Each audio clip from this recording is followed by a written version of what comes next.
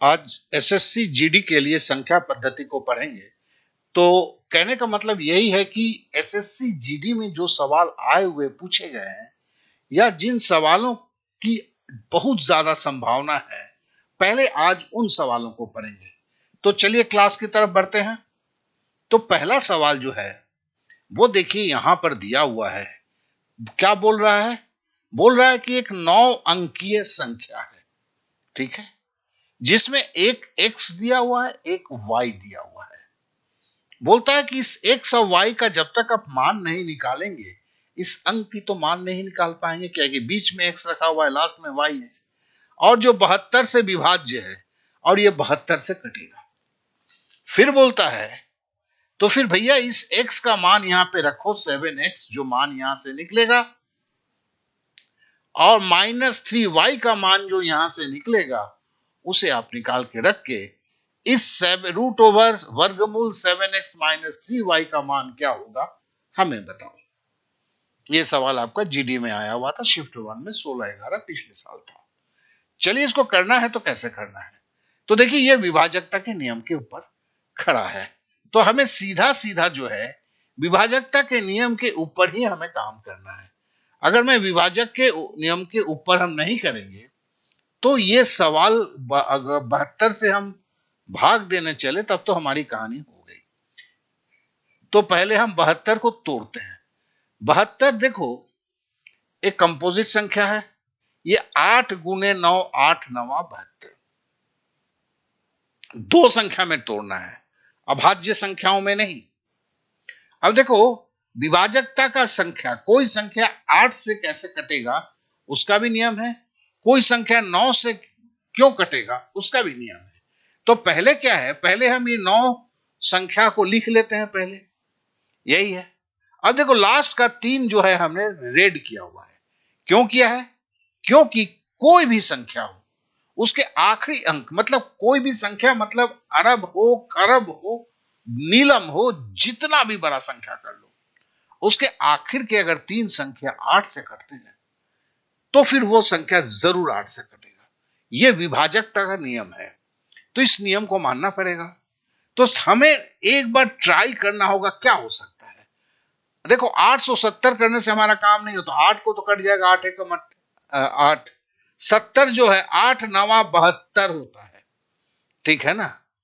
और 8 9 72, 8 10 80, मतलब 2 के अलावा कुछ नहीं होगा। आप एक रख के भी देख लो, यहां पर अगर एक रखोगे तो भी 8 से नहीं काट पाओगे, 2 अगर रखोगे तो फिर काट पाओगे, और 2 से लेके बाद यहां से आगे बढ़ जाओगे तो 880 में कट सकता है, 879 में नहीं कटेगा। मतलब y का मान 2 है, ये तो हमें मिल गया। तो y का मान 2 है, ये हमें मिल गया। और ये 8 से हमने जो विभाजकता का नियम लगाया था ये खत्म हो गया। अब हमारे पास 9 है, 9 का भी एक विभाजकता का नियम होता है। अगर आप सारे अंकों को किसी संख्या का जोड़ देंगे, अगर वो 9 से कटेगा तो वो संख्या पूरी की पूरी 9 से कट जाएगी। अब देखो लास्ट में तो 2 है, y के जगह पे ये समझ हो गया, ये x का मान नहीं पता है, तो हम क्या करते हैं, सारे अंकों को जोड़ देते हैं। तब हम जब जोड़ते हैं तो ये जैसे 8 बीच में प्लस मार दिया सब, तो देखो ये 48 + x होता है।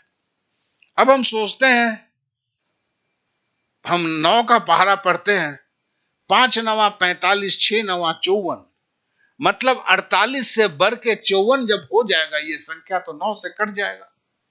तो मतलब 48 के साथ अगर मैं कितना जोड़ूंगा, 48 के साथ मैं 6 जोड़ूंगा तो 54 होगा। तो हमारे पास ये पता चल गया x का मान जो है 6 है, ठीक है ना।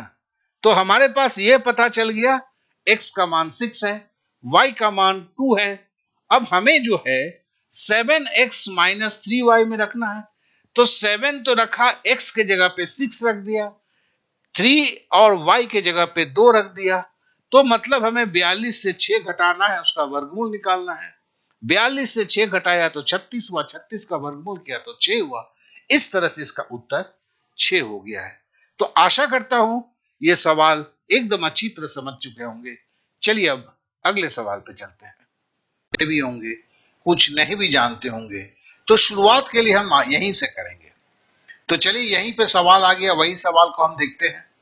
अब हमें क्या करना होता है, देखिए 33 जो है, 33 टूटेगी किसमें, दो अभाज्य संख्या में अगर तोड़ने की बात होती है तो क्या होगा, 3 गुने 11, 11 तिया 33, तो 3 गुने 11, 3 एक अभाज्य संख्या है, 11 एक अभाज्य संख्या है। अब हम 25 को तोड़ते हैं, 25 को 5 पचे 25, तो 5 एक अभाज्य संख्या है, दूसरी भी 5 अभाज्य संख्या है, ये पावर 5 है, लिख दिया मैंने।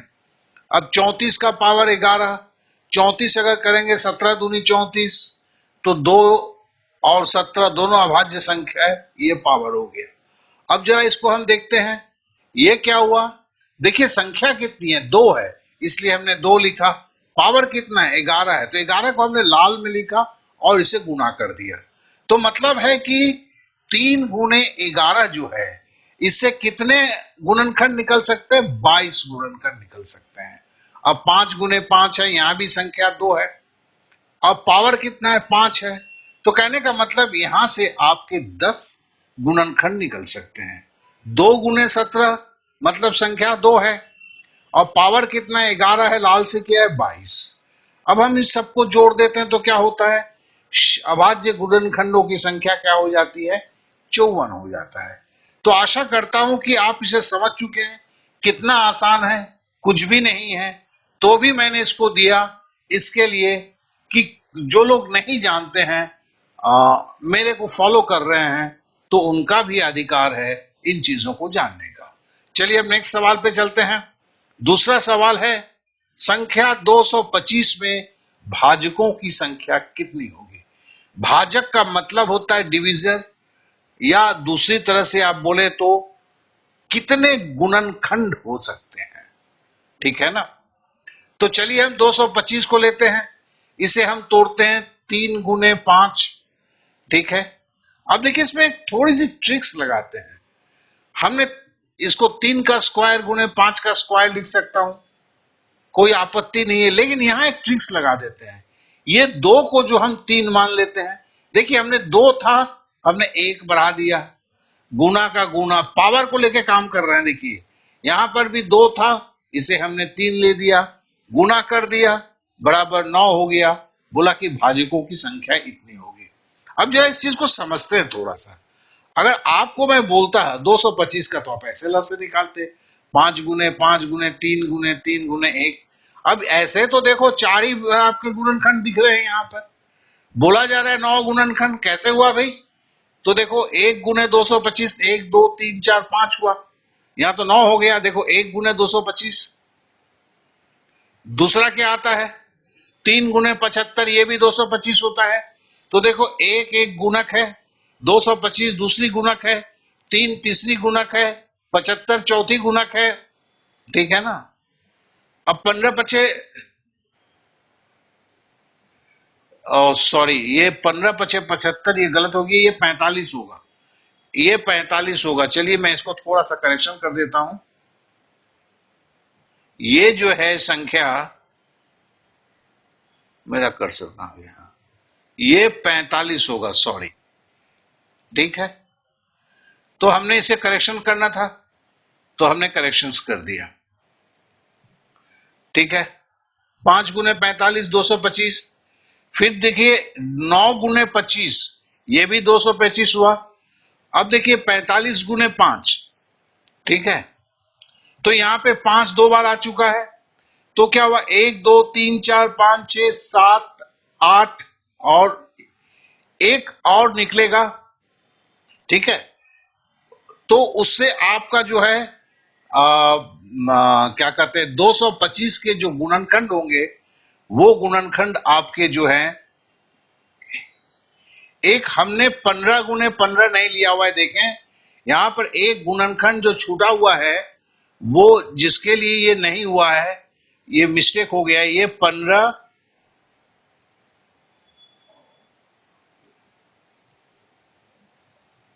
गुने 15। तो इसके लिए क्या हुआ, अगर आप गिनते हैं, सॉरी, ये तो यार एज हो गया है, अब हाथ नहीं चला पाता हूं मैं, ठीक है ना, थोड़ा सा आप हमसे बियर कर ले। तो भी तो बोलो यार, इतने उम्र में चला भी तो ले रहा हूं ना। अब जरा गुणनखंडों को गिनते हैं। 1 2 3 4 5 6 7 8 और 15 9। तो इस तरह से आप देखें 9 गुणनखंड या 9 भाजक निकल गए। तो आप समझ सकते हैं, इस तरह से करके, इस तरह से विधि हमें स्कूल में सिखाया जाता है, जो हमारे लिए प्रॉब्लम होता है। अगर इसको हम इस विधि में सीख लेते हैं तो बहुत जल्दी ही किसी कंपटीशन को हम दे सकते हैं।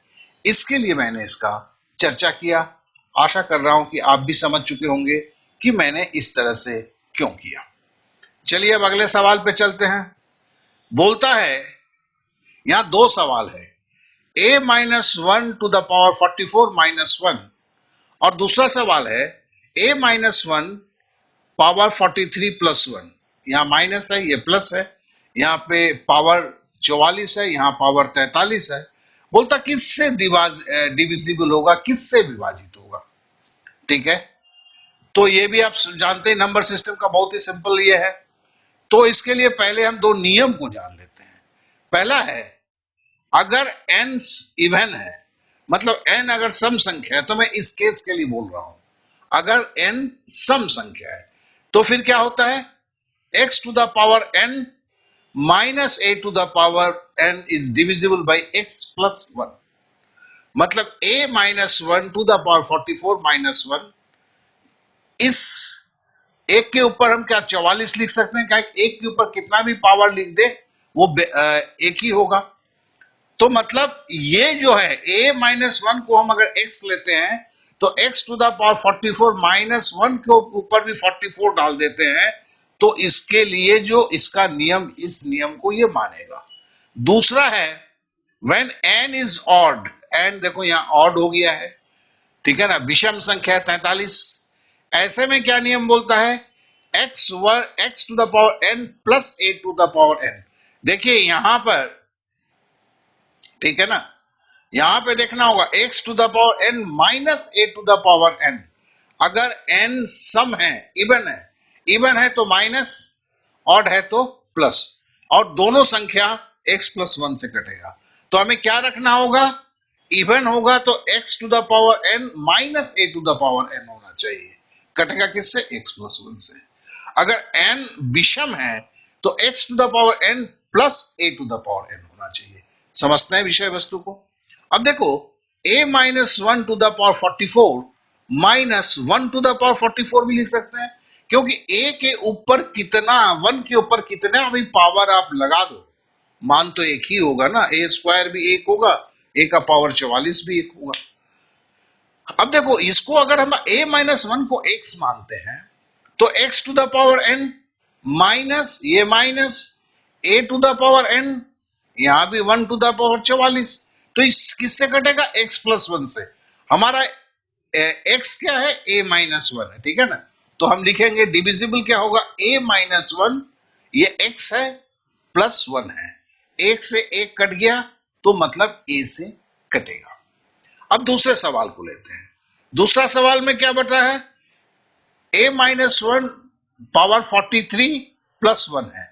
ये 43 क्या मतलब है, ये ऑड नंबर है, और इसे हम ऐसे भी तो लिख सकते हैं, 1 के ऊपर भी 43 पावर दे सकते हैं, क्योंकि एक के ऊपर 44 पावर दो, 43 पावर दो, 3 पावर दो, जो भी पावर दो, उतना बार एक को गुना करोगे तो एक ही तो आंसर आएगा। तो फिर ये देखो, ये किसको मान रहा है, इसको अगर मैं x मानता हूं, x टू द पावर 43 मतलब x to the power n plus 1 to the power 43 मतलब x to the power n plus a to the power 1, ये किससे डिविजिबल होगा, x प्लस 1 से। हमारा x क्या है, a माइनस 1 है, तो मतलब विभाजित होगा a माइनस 1 प्लस 1 से, फिर माइनस 1 प्लस 1 कट गया a से। मतलब ये दोनों स्थितियों में a से विभाजित होगा। इसे मैंने इसलिए बताया कि इनसे जुड़े हुए आगे और थोड़े से कॉम्प्लेक्स सवाल आते हैं जिसे हम अगले दिन सीखेंगे। तो चलिए अब हम अगले सवाल पे चलते हैं। बोलता है 43 टू द पावर 43 प्लस 5 को 44 से विभाजित करने पर शेषफल क्या होगा। अब तो जानते हैं ये सब रिमाइंडर थ्योरम के ऊपर है, तो चलिए लेकिन हम इसे दूसरे तरह से थोड़ा करते हैं, थोड़ा एक रिमाइंडर थ्योरम को ही हम देख लेते हैं। ये बोलना चाह रहा क्या है, 43 टू द पावर 43 प्लस 5 इसे 44 से भाग देना है, ठीक है। और पूछता है कि शेषफल क्या होगा। इसमें देखो हम इस नियम को अगर बोलते हैं पावर अगर इवन है तो हम इसको छोटे में कैसे कर लेंगे फटाक से। यहां पावर तो इवन नहीं है, पावर ऑड है। पावर अगर इवन है तो उस पावर को रिप्लेस करो 2 या 4 से। अगर 2 से 2 करने के बाद भाग चला जाता है तो 2 ही रहने दो, नहीं तो पावर को 4 कर दो। कब? जब पावर तुम्हारा सम है, यहां पे विषम है। और अगर बोलता है पावर अगर ऑड है मतलब विषम है, 1 या 3। अब देखो 43 के पावर को हम 3 करने का कोई मतलब नहीं होता है, क्योंकि 43 के पावर को 1 करते हैं तो 43 और प्लस 5 48 होता है। 48 में तो हम 44 का भाग दे ही सकते हैं। तो फिर हम क्या करते हैं, 43 पावर 1 लेते हैं, 3 नहीं लेते हैं। बस इस चीज को, ये पहले भी आपको हमने कर चुके हैं। हम इसको लेते हैं, मतलब 43 प्लस 5 48 हुआ। 48 को 44 से भाग देंगे तो एक पूर्णांक होगा, मतलब 48 में 44 जाएगा तो क्या क्या बचेगा, 4 आपका शेषफल बचेगा। तो इस तरह से शेषफल 4 होगा। अंत में आप सभी से यही गुजारिश करूंगा कि अगर ये वीडियो सही लगा है तो अवश्य लाइक करें, दोस्तों में शेयर करें और सब्सक्राइब करें।